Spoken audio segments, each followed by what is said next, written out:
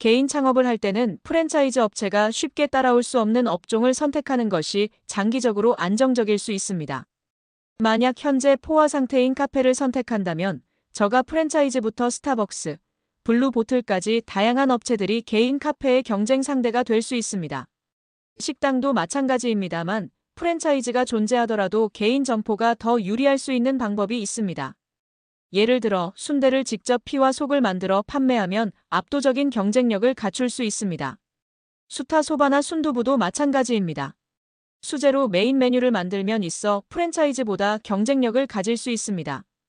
프랜차이즈에서 가져다주는 육수와 고기, 소스를 사용하는 한 아무리 직접 메뉴를 조리해도 수제의 타이틀을 붙이기 어렵습니다. 순대만 해도 현재 직접 만들어 파는 곳은 희소성이 있어 경쟁력을 갖습니다. 순두부를 파는 식당 중에서 직접 두부를 만들고 솥밥을 지어주는 곳은 강원도나 가야 찾을 수 있고 서울이나 부산 같은 대도시에도 찾기 힘듭니다. 계란이 들어가지 않는 순두부는 어떠신가요? 순두부는 프랜차이즈들이 많이 있습니다. 제가 모두 가서 먹어보았지만 사실 맛은 비슷했습니다.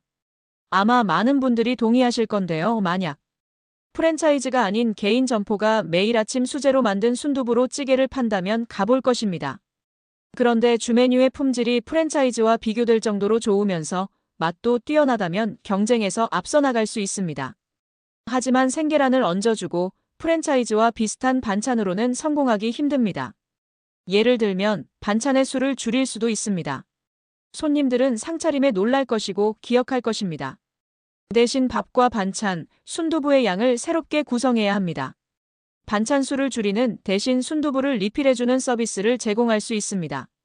손님들 중에는 주메뉴인 수제로 만든 순두부를 목표로 오는 분들도 있고 솥밥이나 반찬, 분위기 등이 마음에 들어 방문하는 분들도 있습니다. 어디에 초점을 둘 것인지는 손님의 입장에서 생각해 보거나 손님들께 피드백을 받아보는 것이 좋을 것입니다. 하지만 언제나 결정은 본인이 내려야 하며 남들과 같은 방식의 판매로는 그들을 따라가는 입장에 불과합니다. 경쟁점과 다르다고 말하려면 솥밥 대신 다른 밥을 내놔야 하고 그 밥은 솥밥처럼 하이브리드적으로 차별화되어야 할 것입니다. 반찬도 마찬가지입니다. 손님들이 손도 대지 않는 마른 생선보다는 순두부찌개 속에 소고기나 돼지고기, 해물, 두부 등의 내용물을 더 넣어주고 마음껏 리필해주는 것이 더 큰 매력이 될 것입니다. 순두부의 맛은 두부와 기름진 고춧가루 소스, 감칠맛이 꽉 찬 풍미의 국물에 펄펄 끓는 온도감이 잘 어우러져야 나옵니다. 만약 맛있는 레시피가 없다면 유튜브를 통해서도 순두부 레시피를 찾을 수 있습니다. 소기름을 이용한 다대기 레시피를 찾아 대량 생산할 수 있는 아이디어도 얻을 수 있습니다. 순대국밥의 뚝배기가 작다. 순대국밥집의 뚝배기 크기에 따라 손님이 몰리기도 할까요? 저라면 경쟁점 중 큰 뚝배기 담아주는 집으로 갈 것 같습니다. 큰 뚝배기에 푸짐하게 담아주는 인심 좋은 곳과 그렇지 않은 곳은 손님들의 판단을 명확하게 해줍니다. 부곡간에서 인심난다는 말은 식당에서도 마찬가지입니다. 음식을 적게 주면서 돈을 벌고자 하는 것은 가장 하수의 방법입니다. 그나마 현재 식당에서 마음껏 밥을 사 먹을 수 있는 중년 세대는 그 윗세대에게 인심을 받고 베풀며 자라왔습니다. 그들은 MZ세대들의 밥그릇보다 큰 그릇으로 밥을 먹고 자란 세대이며 빵보다 밥을 먹고 자란 세대입니다. 프랜차이즈의 뚝배기가 작아지면 개인 점포는 가만히 있어도 인심 좋은 식당이 됩니다.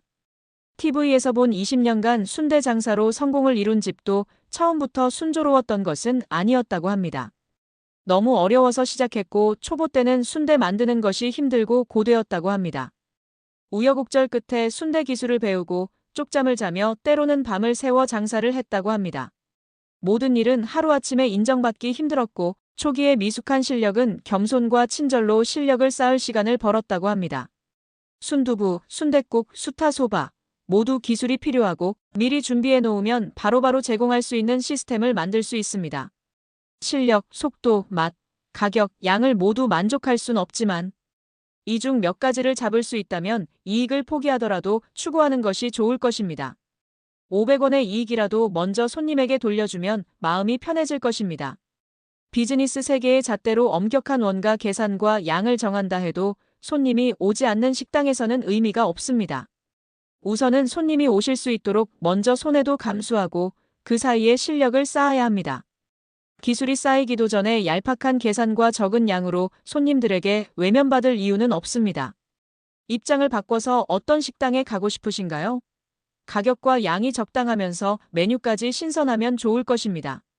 순댓국집에서 파는 전골을 1인분이라도 먹을 수 있다던가 소고기 순두부집에서 수제로 두부를 만든다면 꼭 가고 싶을 것입니다. 주와리 소바를 15그릇 한정으로 수타로 파는 곳에서도 저도 꼭 먹어보고 싶습니다. 자신만의 특별한 수제 메뉴와 진심 어린 서비스로 프랜차이즈를 뛰어넘는 성공적인 사업을 이루어 보시기 바랍니다. 오늘은 여기까지입니다. 소바 강사 키리안이었습니다. 감사합니다.